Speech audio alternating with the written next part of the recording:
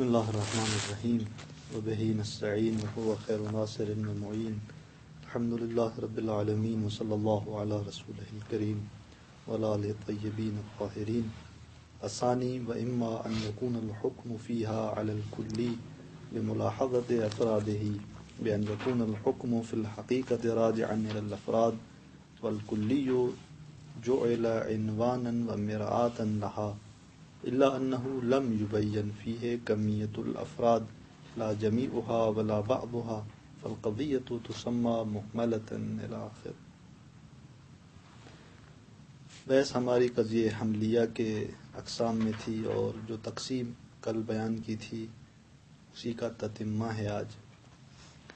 وہ تقسیم اس طرح تھی کہ موضوع کے اعتبار سے ہم نے قضیے کو تقسیم کیا، اور کیونکہ یہ موضوع حملیہ میں ہوتا ہے کہ حملیہ کے اجزاء میں سے ایک موضوع اور ایک محمول ہے، تو لذا یہ تقسیم حملیہ کے لیے بیان کی جا رہی تھی کہ حملیہ اپنے موضوع کے اعتبار سے تقسیم ہوتا ہے چار قضیوں کی طرف، قضیہ شخصیہ اور پھر طبیعیہ، محملہ اور محصورہ، کہ دو مورد کو ہم نے بیان کیا تھا، قضیہ شخصیہ اور طبیعیہ کو، اور یہ تقسیم اس طرح سے بیان کی آقا نے کہ موضوع جس کے اعتبار سے یہ تقسیم ہو رہی ہے یہ موضوع دو حال سے خارج نہیں ہے، یا وہ موضوع جزئی حقیقی ہے جس کا صدق کثیرین پر ممتنع ہے۔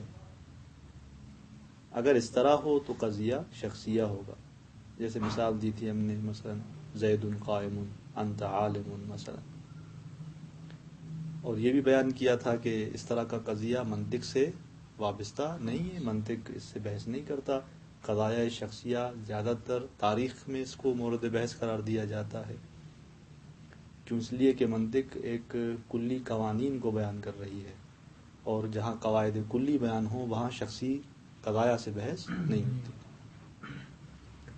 پھر بیان کیا تھا کہ یہ موضوع اگر جزئی حقیقی نہ ہو بلکہ کلی ہو تو وہاں تین صورتیں سامنے آتی ہیں، کیوں؟ اس لیے کہ پھر وہاں دو قسم کے لحاظ مطرح ہیں، یا یہ موضوع جو کلی ہے یہ لحاظ استقلالی رکھتا ہے، یعنی خود کلی بما ہوا کلی مد نظر ہے، خود کلی ہی مد نظر ہے، اس کلی کو ہم نے کسی اور چیز کے لیے حاکی نہیں بنایا، حکایت کرنے والی کلی نہیں بنایا، فقط کلی بما ہوا کلی مد نظر ہے، خود مفہوم مد نظر ہے، جس کو ہم دوسرے الفاظ میں کہتے ہیں کہ ما فیہ ینظر، کہ جس میں دیکھا جا رہا ہے۔ تو یہ جب لحاظ استقلالی ہوگا اور کلی بما ہوا کلی مراد ہوگا، اس کے افراد مراد نہیں ہوں گے، تو یہاں محمول جو ہوگا، جو حکم کیا جائے گا اس موضوع پر، وہ خود اس مفہوم پر آئے گا، خود اس کلی پر آئے گا، اور اس اعتبار سے یہ قضیہ طبیعیہ کہلائے گا، کہ جہاں پر حکم اس طبیعی کلی پر جاری کیا جاتا ہے۔ مثلا الانسان نوع، مثال دی تھی ہم نے کہ یہ حکم نوعیت مفہوم انسان پر ہے، نہ افراد انسان پر۔ اسی طرح مثلا الحیوان جنس، جنس یہ حکم مفہوم حیوان پر ہے، کلی حیوان پر ہے، طبیعی حیوان پر، نہ اس کے مصادیق پر۔ اور اس کے بعد آقا فرماتے ہیں کہ اگر وہ لحاظ استقلالی نہ ہو بلکہ لحاظ عالی ہو، یعنی ہم نے کلی کو موضوع میں رکھا ہے، اسی کو اعلیٰ بنایا ہے، اس کو ذریعہ بنایا ہے، اس کو حاکی بنایا ہے اس کے افراد کی طرف، اس کے مصادیق کی طرف۔ ایک ایک مصداق کو ہم مطرح نہیں کر سکتے تھے، ہم نے ایک جامع عنوان کلی مطرح کی، لیکن کلی بما ہوا کلی مد نظر نہیں ہے، لحاظ عالی ہے، ہم نے افراد کو مراد لیا ہے اسی کلی کے ذریعے، بس یہ کلی کیا کر رہی ہے؟ حکایت کر رہی ہے اسی مصادیق اور افراد کو، کہ جس کو دوسرے الفاظ ہم نے کہا تھا کہ ما بہی ینظر، کہ یہ لحاظ کون سا ہے؟ عالی ہے، جس کے ذریعے دیکھا جا رہا ہے، خود اس کو نہیں دیکھا جا رہا، اس کے ذریعے دیکھا جا رہا ہے، کن کو؟ مصادیق کو۔ جب یہ لحاظ ہو تو یہاں دو صورتیں بنتی ہیں۔ ہم نے کہا کہ وہ محمول جب اس پر حمل ہوگا اور مراد محکوم علیہ میں خود کلی نہیں بلکہ مصادیق ہیں در واقع، تو یہاں دو صورتیں ہیں، یا ان افراد کی کمیت بیان کی جائے گی یا افراد کی کمیت بیان نہیں کی جائے گی۔ اگر افراد کی کمیت بیان نہ کی جائے تو یہ قضیہ محملہ کہلاتا ہے، جس میں کمیت کو اہمال کیا گیا، جیسے مثلا یہاں پر جو مثال دے رہے ہیں آگا، الانسان فی خسر، انسان خسارے میں ہے. کتنے انسان خسارے میں ہے؟ کمیت بیان نہیں ہوئی. لیکن یہاں دو مقام ہیں، دو، اس نقطے کی طرف توجہ ضروری ہے کہ ایک مقام اثبات اور ایک مقام ثبوت ہے. مقام اثبات یعنی جہاں پر یہ کلمات اس حکم کو کلی اور اس کے مصادیق کے لیے بیان کر رہے ہیں، ان الفاظ سے بحث ہے. مقام اثبات جہاں پر اس قضیے کے متن اور الفاظ سے بحث ہے، تو مقام اثبات میں کمیت بیان نہیں ہوئی. لیکن آیا واقع میں بھی کمیت مد نظر نہیں ہے؟ ہو نہیں سکتا. جب کہا جائے الانسان فی خسر، درست ہے کہ کلمات میں، الفاظ میں کمیت بیان نہیں ہوئی، نظام نے اس کو مہملہ کہا. لیکن یہ نہیں ہو سکتا کہ واقع میں کچھ بھی افراد مراد نہ ہوں. کیوں؟ اس لیے کہ حکم کس کے لیے جا رہا ہے؟ افراد کے لیے جا رہا ہے. مفہوم پہ تو نہیں آ رہا، فرد کی طرف جا رہا ہے. لذا بس واقع میں افراد ہیں مراد. اور وہ کتنے افراد ہیں؟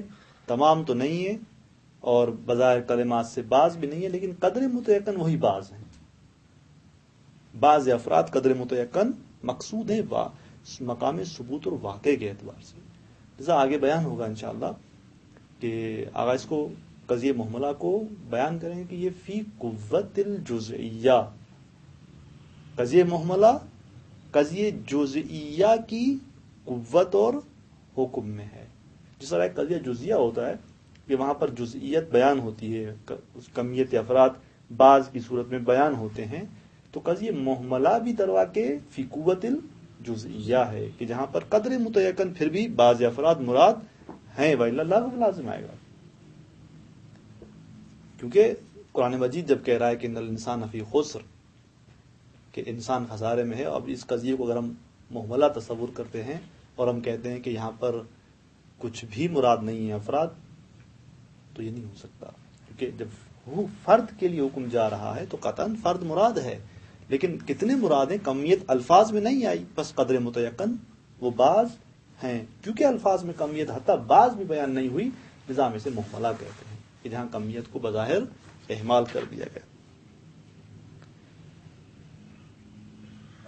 پھر اس کے مقابلے میں ایک وہ قضیہ ہے کہ جہاں پر کمیت مطرح ہو. اب وہ کمیت یا تو تمام کے تمام افراد مراد ہوں گے تو یہاں محصورہ کہلائے گا، اور یہ محصورہ کلیہ کہلائے گا. اگر بعض افراد مراد ہیں تو محصورہ جزئیہ کہلائے گا. لیکن یہاں ایک تنبیہ بیان کر رہے ہیں آگا اس محملہ کے بعد، کہ ایک مطلب بیان کر رہے ہیں شیخ الرئیس سے، ابن سینا سے، کہ محملہ کے بیان کے بعد ابن سینا نے اپنی کتاب اشارات میں، الاشارات میں بیان کرتے ہیں کہ اصلا لغت عرب میں محملہ ہے ہی نہیں. لغت عرب میں محملہ کا وجود نہیں ہے. کیوں؟ اس لیے کہ وہ کہہ رہے ہیں کہ بظاہر جو بھی کلمات ہیں لغت عرب میں یا تو تنوین کے ساتھ ہیں اسما میں، چونکہ آپ جب موضوع ایک چیز کو جب آپ موضوع پہ رکھیں گے، جیسے ہم زید کو موضوع بناتے ہیں، زید قائم، اس طرح جو بھی آپ موضوع بنائیں گے، بحث ہماری موضوع میں جا رہی ہے کہ موضوع اگر افراد مشخص نہیں ہیں تو کیا ہے؟ محملہ ہے. آپ فرماتے ہیں ابن سینا کہ لغت عرب میں وہ اسما جس کو آپ موضوع کی جگہ لے کر آ رہے ہیں وہ دو حال سے خارج نہیں ہے، یا ان پر الف لام ہے یا الف لام نہیں ہے، بجائے اس کے تنوین ہے. تنوین دلالت کرتی ہے اس کی جزئیت پر، تخصیص پر. الف لام دلالت کرتا ہے تعمیم پر، عمومیت پر، اس کے تمام افراد بیان ہوتے ہیں وہاں، مقصود ہوتے ہیں وہاں. بس یا تو آپ تنوین سے دیکھیں گے موضوع کو عرب میں، اس اسما میں سے کسی ایک قسم کو، یا بغیر تنوین کے. بس یا تعمیم ہے یا تخصیص ہے. ایسا نہیں کہ اہمال ہو، تعمیم بھی نہ ہو اور تخصیص بھی نہ ہو. لغت عرب میں ایسا نہیں. پھر خود نظریہ اپنا مختار نہیں بتاتے، چلے جاتے ہیں کہ یہ پھر نحویوں سے مربوط ہے اور وہاں جا کر آتے ہیں منطقیوں سے مربوط نہیں. یہ بحث کہ ہم آ کر بحث کریں کہ آیا لغت عرب میں یہ کس حد تک بات درست ہے، آیا محملہ ہے یا نہیں ہے. پھر آقا مظفر اسی بات کو آگے بڑھاتے ہیں ابن سینا کی. آقا مظفر فرماتے ہیں کہ حق یہ ہے کہ محملہ ہے لغت عرب میں. کیوں؟ اس لیے کہ ہر الف لام بھی تو استغراق اور جنس کو بیان کرنے والی نہیں ہوتی کہ ہم کہیں کہ جو بھی الف لام ہے وہ تعمیم کا باعث ہے.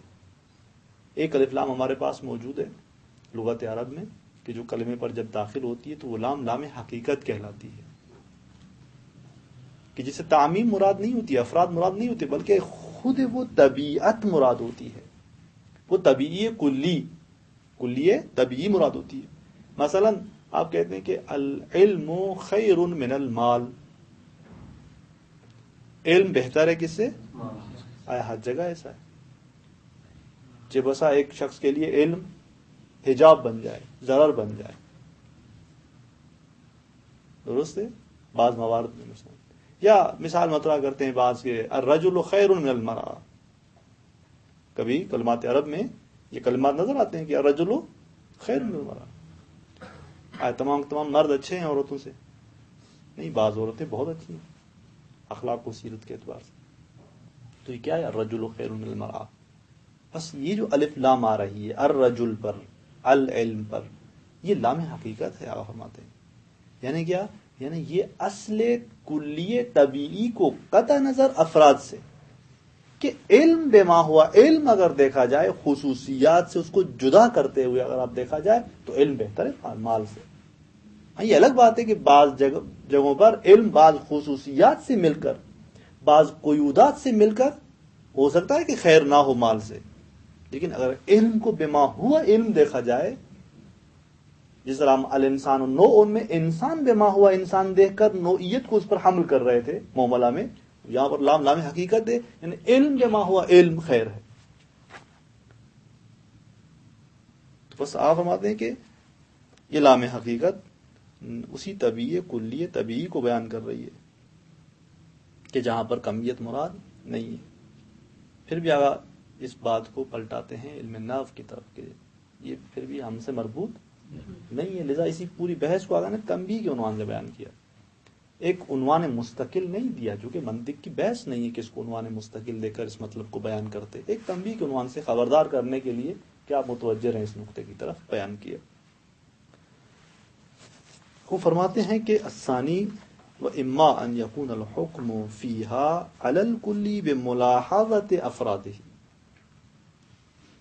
کہ جہاں پر ہم نے کہا کہ وہ موضوع یا تو کلی ہوگا، پھر ہم نے کہا وہ کلی اگر لحاظ اس میں استقلالی ہو، کلی بما ہوا کلی مد نظر ہو، تو قضیہ طبیعیہ کہلاتا ہے. لیکن دوسرا مورد کہ جہاں پر حکم فیہا اس قضیے میں کلی پر بما ہوا کلی نہیں ہے بلکہ لحاظ عالی ہے، بے ملاحظت افراد ہی، بلکہ افراد کے لحاظ سے ہے. کلی کو ہم نے حاکی بنایا ہے، آئینہ بنایا ہے، کس کے لیے؟ افراد کے لیے. خود آگا وضاحت دیتے ہیں، توضیح دیتے ہیں کہ یعنی کیا؟ یعنی بأن یکون الحکم فی الحقیقت راجعا الی الافراد، یعنی حقیقت میں حکم پلٹ رہا ہوتا ہے افراد کی طرف. والکلی جعل عنوانا ومرآتا لہا، اور کلی کو ایک عنوان اور ایک آئینہ قرار دیا گیا ہے ان افراد کے لیے. الا انه لم يبين فيه کمیت الافراد لا جمیعها ولا بعضها، مگر یہ کہ اصلا بیان نہیں کی گئی، مگر یہ کہ اس میں بیان نہ کیا گیا ہے کمیت افراد کو، نہ تمام کو اور نہ بعض کو. بس کلی بما ہوا کلی مد نظر نہیں ہے، کلی یہاں پر مرآت ہے، حاکی ہے افراد کے لیے، لیکن کتنے افراد مراد ہیں یہ مشخص نہیں ہے. لا جمیعها ولا بعضها، نہ تمام کے تمام اور نہ ہی بعض. فالقضیۃ تسمى محملۃ، بس قضیہ کیا ہوا یہاں پر؟ محملہ ہوگا. اور یہ بھی جہاں کہا آگا نے کہ راجعا الی الافراد کے افراد مرادیں، خوب فرد ہمارے پاس دو قسم کے ہیں. ایک فرد وہ ہے جو خارج میں بالفعل وجود رکھتا ہے، ایک فرد وہ ہے جو آئے گا ابھی وجود نہیں رکھتا، فرض کیا جاتا ہے. مثلا انسان کتنے ہیں؟ بہت سارے جو بالفعل موجود ہیں، بہت سارے انسان ابھی نہیں آئے جو آنے ہیں. ہم جب کہتے ہیں الانسان ممکن، انسان ممکن وجود ہے، تو کیا وہ انسان کی جو موجود ہے؟ موجود انسان بھی ممکن ہے، جو مفروض ہے وہ بھی. بس لذا یہاں پر افراد سے دونوں مراد ہیں، نہیں کہ فقط وہ افراد جو یہاں پر بالفعل موجود ہوں، تمام کے تمام افراد، بالفعل موجود افراد بھی، اور وہ جن کا وجود فرض ہے، مفروض کیا گیا ہے، وہ بھی. بس کمیت میں بیان نہیں کی گئی. فرماتے ہیں فالقضیۃ تسمى محملۃ، قضیے کو محمل کہا جاتا ہے، قضیہ محملہ. کیوں؟ لاحمال بیان کمیت افراد الموضوع، اس لیے کہ موضوع کے افراد کی کمیت کے بیان کو اہمال کیا ہے اس قضیے میں. مثل والانسان فی خسر، انسان خسارے میں ہے. اب حکم فی خسر انسان مفہوم کے لیے نہیں ہے، حکم افراد کے لیے ہے، افراد خسارے میں ہے. بس لذا مراد انسان کلی بما و کلی نہیں ہے، لیکن کمیت بیان نہیں ہوئی. رئیس القوم خادمہم، ایک قوم کا رئیس اس کا خادم ہوتا ہے. بس خادمہم یہ حکم پلٹ رہا ہے رئیس القوم اس فرد خارجی کی طرف، افراد خارجی کی طرف جو رؤسا ہیں، نہ مفہوم رئیس کی طرف. لیکن کمیت بیان نہیں ہوئی. لیس من العدل سرعت العدل، یہ قضیہ سالبہ محملہ، کہ عدالت میں سے نہیں ہے عذاب میں جلدی کرنا، سزا دینے میں جلدی کرنا. عزل یہاں پر عتاب کی معنی میں ہے، سرزنش اور عذاب کی معنی میں ہے، سزا کی معنی میں ہے، کہ سزا میں جلدی کرنا عدالت نہیں ہے.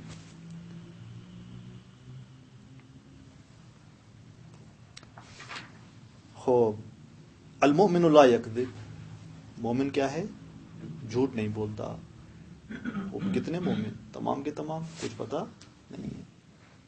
فإنه ليس في هذه، جیسے میں نے کہا نا کہ یہ بظاہر کلمات میں کمیت بیان نہیں ہوئی، لیکن مقام ثبوت میں اور واقع میں افراد مراد ہیں. قدر متیقن وہ بعض سے افراد کیا ہیں؟ مراد ہیں. کیونکہ حکم جا رہا ہے فرد کی طرف، تو قطعاً بعض افراد مراد ہیں. اور پھر اور جو دوسرے بعض ہیں، آیا وہ مراد ہے؟ نہیں ہے. خوب محملہ اسے ساقط ہے، محملہ اس سے.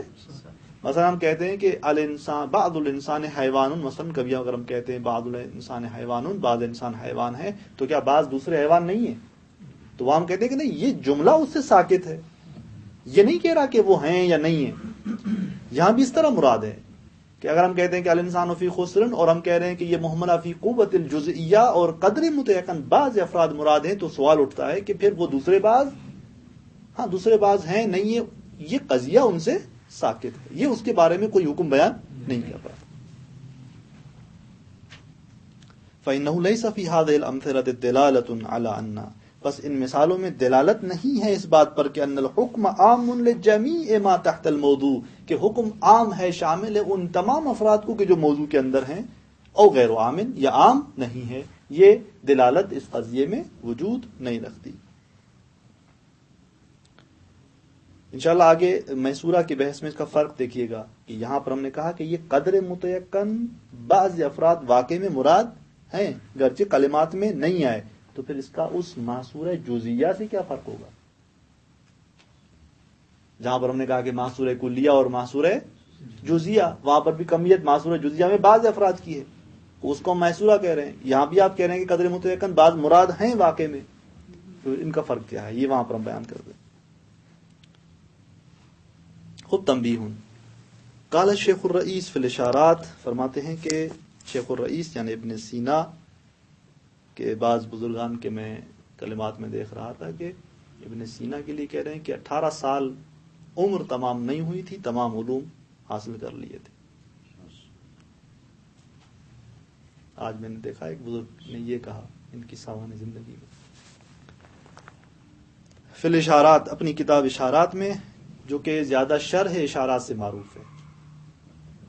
خواجہ نصیر الدین طوسی نے اسی اشارات کی شرح کی ہے جو ابن سینا کی کتاب ہے، بہت مختصر ہے. خواجہ نے اس کی شرح کی ہے، اور وہ شرح اتنی رائج ہو چکی ہے کہ اب اشارات کو اشارات سے نہیں، شرح اشارات سے یاد کیا جاتا ہے. بعد بیان المحملہ، محملہ کے بیان کے بعد یہ ابن سینا اپنی کتاب اشارات میں فرماتے ہیں کہ فَإِن كَانَ إِدْخَالُ الْأَلِفِ وَاللَّامِ يُوجِبُ تَعْمِيمًا وَشِرْكَةً وَإِدْخَالُ التَّنْوِينِ يُوجِبُ تَخْصِيصًا فَلَا مُحْمَلَ فِي لُغَةِ الْعَرَبِ. اگر الف لام تعمیم کا باعث ہوتا ہے اور شرکت کا باعث ہوتا ہے، یعنی تمام مصادیق کو شامل اور شریک ہوتا ہے. وَإِدْخَالُ التَّنْوِينِ يُوجِبُ تَخْصِيصًا، اور اگر کلام عرب میں تنوین کا ایک اسم پر آنا موجب بنتا ہے تخصیص اور جزئیت کا، تو پس فلا محملۃ فی لغت العرب. اگر ہم اس بات کو قبول کرتے ہیں محملہ عرب میں نہیں ہے. وہ اسماء یا الف لام ان پر ہے یا الف لام نہیں ہے. الف لام ہے تو ہم نے کہا کہ الف لام موجب تعمیم ہوتا ہے، اور اگر الف لام نہیں ہے تنوین ہوگا، تنوین موجب تخصیص اور جزئیت. بس یا کلیت مراد ہے یا جزئیت مراد ہے. لغت عرب میں محملہ نہیں ہے. وَلَيُطْلَبَ ذَلِكَ فِي لُغَةٍ أُخْرَى، بس محملہ کو طلب کیا جائے گا ایک اور لغت میں، نہ عرب میں. وَأَمَّا الْحَقُّ، لیکن حق کیا ہے؟ یہ تو آقا نے احتمال دیا نا کہ اگر ابن سینا نے ایک فرض مطرح کیا کہ اگر اس طرح ہے تو پھر محملہ نہیں ہے، لیکن ہے اس طرح، آیا واقعی الف لام تعمیم کا باعث بنتا ہے؟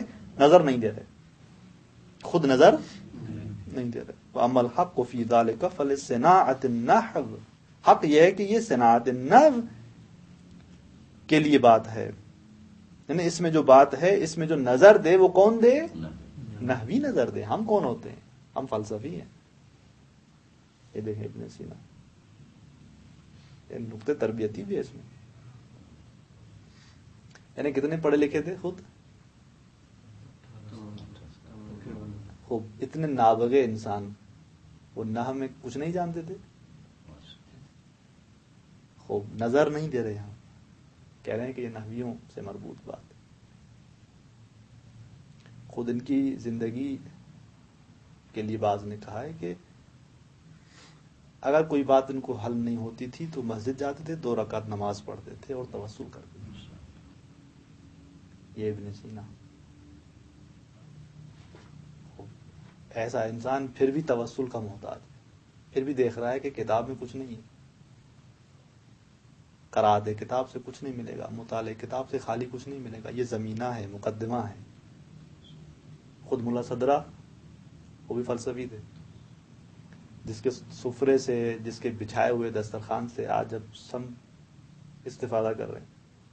آغا جوادی سے لے کر آغا حسن زادے اور جتنے بزرگان، شہید مطہری جتنے بھی ہیں، یہ شہید ملا صدرہ کا بچھایا ہوا ایک سفرہ فلسفے میں کتنے بزرگان نے استفادہ کیا. خود وہ ذات کیسی تھی کہ اس کی زندگی میں ملتا ہے کہ 7 تو پیادے حج انجام دیے تھے، پیادے حج 7 انجام دیے تھے. آخری حج میں جب واپس آ رہے تھے تو ان کا انتقال ہوا تھا، اور وہ بھی شاید بصرے میں، اور متاسفانہ جو ہے قبر معلوم نہیں. بصرے کی راہ میں، یہاں سے مثلا شیراز، اصفہان اور پھر بصرہ، بصرے سے حجاز، یوں پیادے حج کے لیے جاتے تھے. اس کے لیے بھی یہی ملتا ہے کہ وہ انہوں نے اتحاد عقل اور معقول کی بحث میں، فلسفے کی جو بحث ہے اس میں انہوں نے اس بات کو ذکر کیا. البتہ میں نے تو وہ نہیں پڑھا ان کا وہ چیپٹر، لیکن بزرگان نے نقل کیا کہ خود ملا صدرہ نے اسی باب میں یہ بات کہی ہے کہ اگر میرے لیے کوئی مشکل ہوتی تھی علمی تو میں، جو کہت میں طبیب ہوئے تھے نا، 20-30 کلومیٹر کا فرق ہے یہاں سے کہت میں، ان کا گھر بھی ہے جو اس کے نام سے ہے وہاں پر، وہاں سے پیادے آتے تھے حرم حضرت معصوم، مسئلہ علمی کو حل کرنے کے لیے توسل کرنے آتے تھے. تو اس کا مطلب کیا ہوا کہ ملا صدرہ بھی کہ جو اتنی شامخ اور بالا شخصیتیں علمی، وہ بھی کتب اور اس کتاب کے مطالعے پہ ڈیپینڈ نہیں کر رہے. وہ بیٹھتے وہاں پر اپنے گھر میں، ایک رات دوسری رات حل کرتے، شروعات دیکھتے اور کچھ بزرگان کے کلمات پڑھتے، نہیں آتے تھے. یہاں یہ ہے یار، انسان اپنی زندگی میں اس طرح توسل کے بغیر خالی کتابوں اور خالی ان چیزوں سے انسان کہیں نہیں پہنچ سکتا. جس طرح وہ جملہ ہے نا کہ جس گھر میں کتا رہتا ہو، روایات میں بھی ہے اور بزرگان کے کلمات میں بھی ہے، تو فرشتے نہیں آتے. میں نے ایک بزرگ کے کلمات میں دیکھا، انہوں نے اس کو تشبیہ دی بیت قلب سے، کہا کہ بیت قلب بھی اس طرح ہے جس طرح ایک ظاہری بیت بغیر مثلا اگر اس میں کتا ہوگا تو ایک قسم کی نجاست ہے نا، نجس العین، تو اس کا یہ سبب بنتا ہے کہ فرشتے نہیں آتے. اور قلب انسان، قلب جس گھر میں ہے، جس سینے میں ہے، وہ اگر آلودہ ہو گناہ سے تو وہاں یہ علم جو کہ نور ہے نہیں آ سکتا.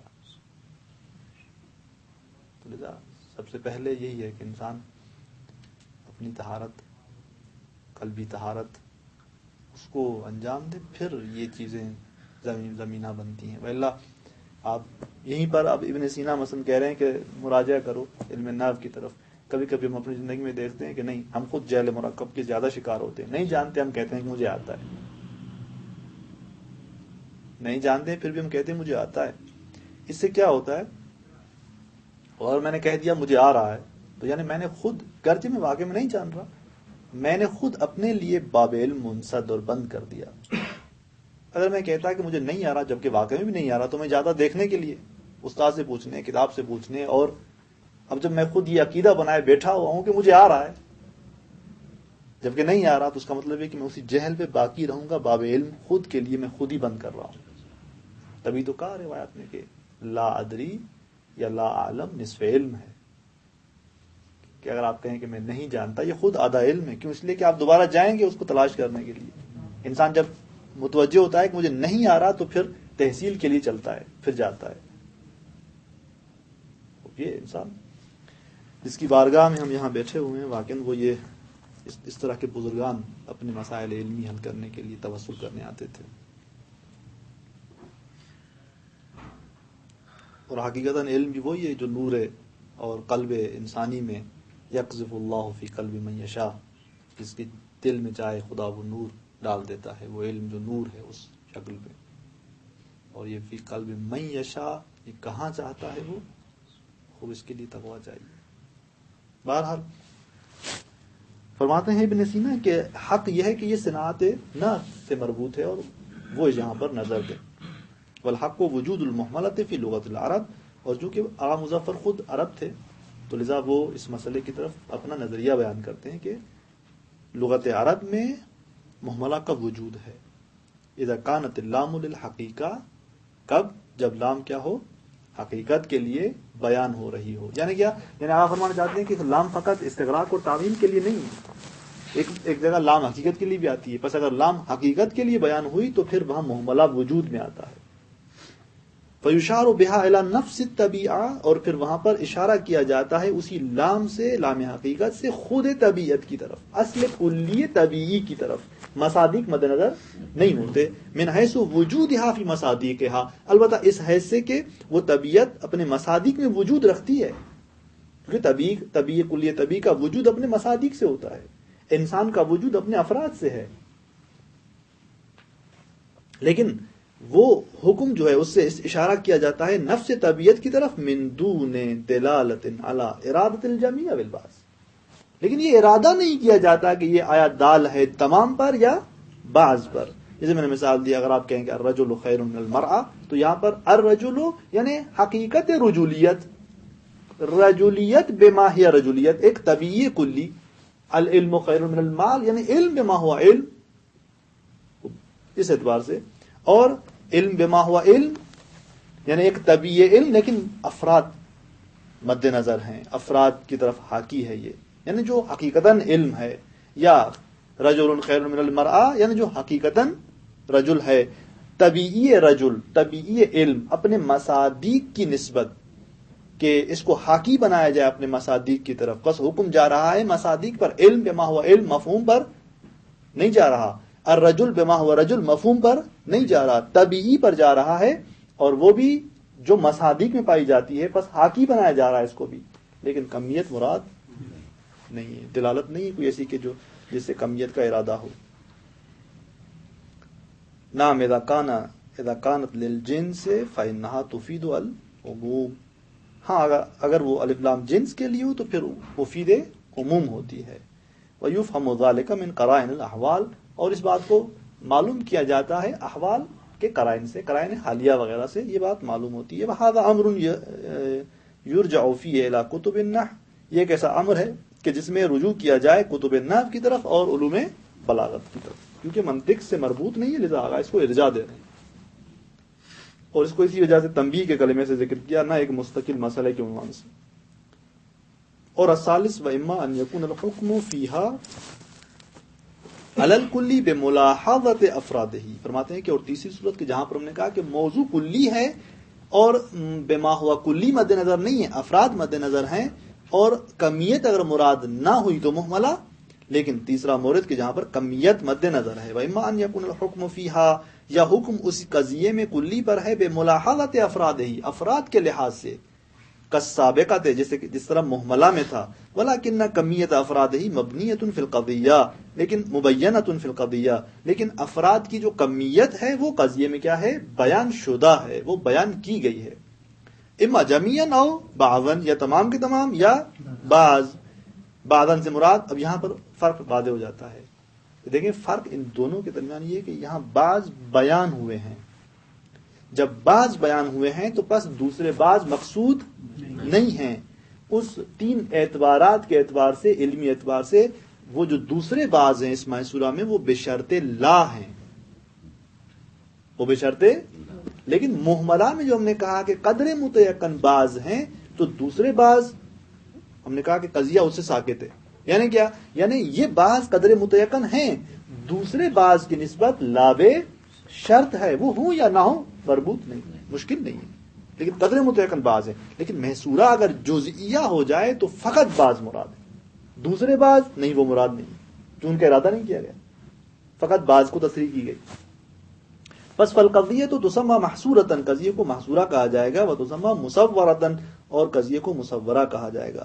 سور بلد، مصورہ سور سے ہے، سور بلد کسے کہتے ہیں، اس دیوار کو جس نے شہر کو احاطہ کیا ہوتا ہے، سور جس، یعنی جب پرانے زمانے میں جب شہر جو بنتے تھے وہ ایک دیوار ان پورے شہر کو احاطہ کی ہوتی تھی، جس کو ایک قلعے کی مانند شہر بنایا جاتا تھا، کہ یہ دیوار عربی میں جو شہر کے باہر ایک مکمل دیوار ہے اور ایک دروازہ ہے مرکزی، اس شہر کے لیے اس دیوار کو سور کہا جاتا تھا، سور بلد۔ تو یہ مصورہ کیوں کہا، کیوں، اس لیے کہ قضیے کو ایک سور حاصل ہے، یا کل سے یا جز سے، بعض سے۔ فرماتے ہیں کہ وہی تنقسم، یعنی یا کل افراد، یعنی کل افراد مراد ہے، لذا کل اور جمی اور اس طرح کے کلمات کے ذریعے اس کے اس احاطے کو بیان کیا جاتا ہے، یا فرض کرتے ہیں کلمات بعض وغیرہ کے ذریعے۔ وہی تنقسم بملاحظۃ کمیت الافراد، فرماتے ہیں کہ یہ افراد کی کمیت کے لحاظ سے تقسیم ہوتی ہے کلیت اور جزئیت کے طرف۔ اب آپ دیکھیں کہ وہ کلیت اور جزئیت جو ہم نے موضوع میں لحاظ کی تھی اور پھر یہ چار قسم بنائے تھے، شخصیہ، محملہ، طبیعہ اور محصورہ، وہ کلی اور جزئی سے مراد مفہوم کلی اور مفہوم جزئی ہے، لیکن یہاں پر محصورہ کو ہم جس لحاظ سے تقسیم کر رہے ہیں کلی اور جزئی کی طرف، یہ کلی اور جزئی وہ کلی اور جزئی نہیں جو مفہوم مطرح تھی، موضوع مطرح تھی۔ خود آپ بیان کریں کہ یہاں افراد کی کمیت بیان مد نظر ہے، محصورہ کلیہ اور محصورہ جزئیہ مراد ہے۔ پہلا مورد کلیۃ اذا کانت الحکم علی جمیع الافراد، جب حکم کیا ہو، تمام افراد پر ہو، مثل کل امام معصوم، یہ کہنا کہ ہر امام معصوم ہے۔ البتہ مثال میں مناقشہ نہیں ہوتا، ویسے یہ مثال درست نہیں ہے، کیوں، اس لیے کہ ہر امام معصوم نہیں ہو سکتا۔ خود قرآن نے بیان کیا ہے کہ بعض ائمہ ایسے ہیں کہ جو یدعون الی النار، جو دعوت دیتے ہیں جہنم کی طرف، بس امام دو قسم کے ہیں، لیکن یہاں مراد اگر آپ اضافہ کر دیں کلمے کو کہ ہر امام حقیقی جو ہے، جو ہادی الہی ہے، وہ امام کیا ہے، معصوم ہے۔ البتہ مثال ہے، مثال مناقشہ نہیں ہوتا۔ کل ماء طاہر، یا مثلا ہر پانی کیا ہے، پاک ہے۔ کل ربا محرم، ہر ربا محرم ہے۔ لا شیء من الجہل بنافع، کہ جہالت میں سے کوئی بھی چیز فائدہ مند نہیں ہے۔ ما فی الدار دیار، گھر میں نہیں ہے کوئی بھی جو رہ رہا ہو۔ تو یہ تمام کے تمام جتنے بھی ہیں قضایا، یہ وہ ہیں کہ جہاں پر افراد تمام پر حکم ہے، کلیت مد نظر ہے، اور بے جزئیت، کہ جہاں پر محصورہ جزئیہ ہو، اذا کان الحکم علی بعض الافراد، کہ جہاں پر حکم بعض افراد پر آتا ہے، مثل بعض الناس یکذبون، بعض لوگ ہیں جو جھوٹ بولتے ہیں، بعض ناس یا بعض کے ذریعے اس الناس کے تمام افراد مراد نہیں ہیں۔ قلیل من عبادی الشکور، کم ہے میرے بندوں میں سے کہ جو کیا ہیں، شکور ہیں۔ وما اکثر الناس ولو حرصت بمؤمنین، کہ اکثر ناس نہیں ہے ولو حرست، اگرچہ آپ ان کے ایمان پر حرص لے پھر بھی وہ کیا ہیں بے مومنین، متعلق اکثر الناس سے کہ اکثر ناس کیا ہے مومنین نہیں ہے، بے مومنین خبر ہے اس ماں کے لیے کہ اکثر ناس مومنین نہیں ہے، پس یعنی کیا، یعنی بعض ناس کیا ہے مومنین ہے. لیس کل انسان عالما، ہر انسان عالم نہیں ہے، بس بعض انسان عالم ہے. رب اکلت منعت اکلات، کہ کبھی ایک لقمہ انسان کے لیے بہت سارے لقموں کو مانے بنا دیتا ہے. یعنی ایک لقمہ انسان کھا لیتا ہے تو مزاج خراب ہو جاتا ہے، مثلا بہت سارے اور لقمے نہیں کھا پا سکتا، لذا یہ ایک لقمہ چہ بسا مانے بنتا ہے بہت سارے اور لقموں کو. وصلی اللہ علی رسول الکریم.